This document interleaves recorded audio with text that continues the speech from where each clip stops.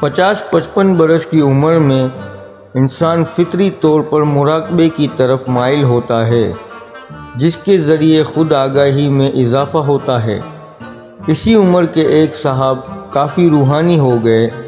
صبح سویرے مراقبے میں گہری سوچ آ گئی۔ میں کون ہوں؟ کہاں سے آیا ہوں؟